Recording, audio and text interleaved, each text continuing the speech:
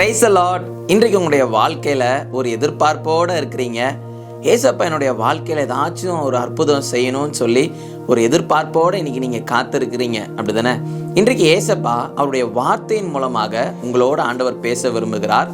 இன்றைய பலப்படுத்தும் வார்த்தை ஆகாய் 2வது அதிகாரம் 19வது வசனம். ஆகாய் சாப்டர் 2 verse 19. நான் உங்களை ஆசீர்வதிப்பேன். I will bless you. ஹல்லேலூயா. இன்றைக்கு உங்களுடைய வாழ்க்கையில எதிர்பார்ப்போட நீங்க வாழ்ந்து கொண்டு இருக்கிறீங்க. ஏசப்பா எங்க வாழ்க்கையில ஆசீர்வதிக்கணும், ஏசப்பா நான் படிக்கின்ற காரியங்கள்ல என்ன ஆசீர்வதிக்கணும், எனக்கு ஒரு நல்ல ஜாபை கொடுத்து ஏசப்பா என்ன ஆசீர்வதிக்கணும், எனக்கு ஒரு நல்ல மேரேஜ் லைஃபை ஏசப்பா ஏற்படுத்தி கொடுக்கணும், நல்ல ஒரு ஃபியூச்சர் லைஃபை ஏசப்பா ஏற்படுத்தி கொடுக்கணும், என்னை பிளஸ் பண்ணணும்னு சொல்லி நீங்க ஒரு எதிர்பார்ப்போட பல நாட்களாக நீங்க ஜெபம் பண்ணி கொண்டு இருக்கிறீங்க. இன்றைக்கு இயேசு உங்களை பார்த்து சொல்லுகிறார், என் மகனே, என் மகளே, நான் உன்னை ஆசீர்வதிப்பேன் என்று ஏசப்பா உங்களை பார்த்து சொல்லுகிறார்.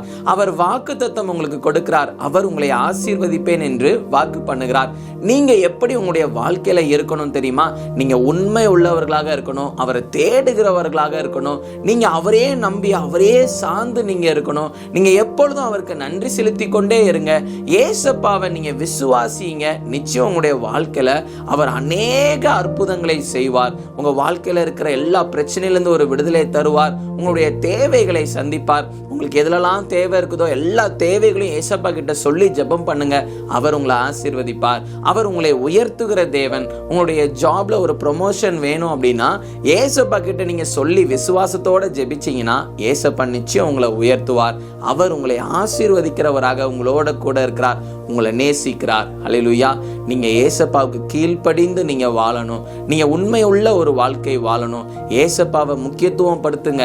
உங்க வாழ்க்கையில ஏசப்பா தான் எல்லாம் அப்படின்னு சொல்லி நீங்க முக்கியத்துவம் கொடுங்க. அவர் நிச்சயம் உங்களுடைய வாழ்க்கையில உங்களை ஆசீர்வதிப்பார். அதனால உங்க வாழ்க்கையில உங்களை சுத்தி இருக்கிற சூழ்நிலைகள், பிரச்சனைகள் நினைச்சு நீங்க யோசிச்சு கவலைப்படாதீங்க. உங்க வாழ்க்கையில இருக்கிற குறைவுகளை நினைச்சு நீங்க கவலைப்படாதீங்க. உங்களை ஆசீர்வதிக்கிற இயேசு உங்களோட கூட இருக்கிறார். அவர் உங்களை ஆசீர்வதிப்பேன் என்று வாக்கு பண்ணியிருக்கிறார். ஏற்ற வேளையில ஏற்ற காலத்துல கர்த்தர் நிச்சயம் உங்களை உயர்த்துவார்.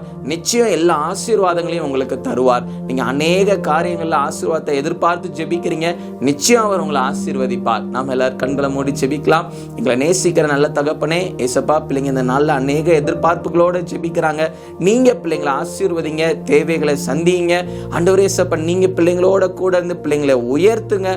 நீங்க தகப்பனே ஏசப்பா, பிள்ளைங்க மூலமாக மகிமைப்படுங்க. இயேசுவின் மூலம் ஜெபிக்கிறோம் பிதாவே. ஆமேன், ஆமேன், ஆமேன். இயேசு உங்களை ஆசீர்வதிப்பார். அவர் உங்களை நேசிக்கிறார். அவர் ஒரு நாளும் உங்களை கைவிட மாட்டார்.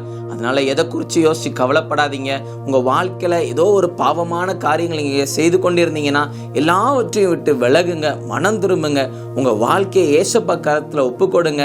நிச்சயம் ஏசப்பா உங்களை ஆசீர்வதிப்பார். உங்க வாழ்க்கையில அற்புதங்களையும் அதிசயங்களையும் அவர் செய்வார். God bless you. Have a blessed day.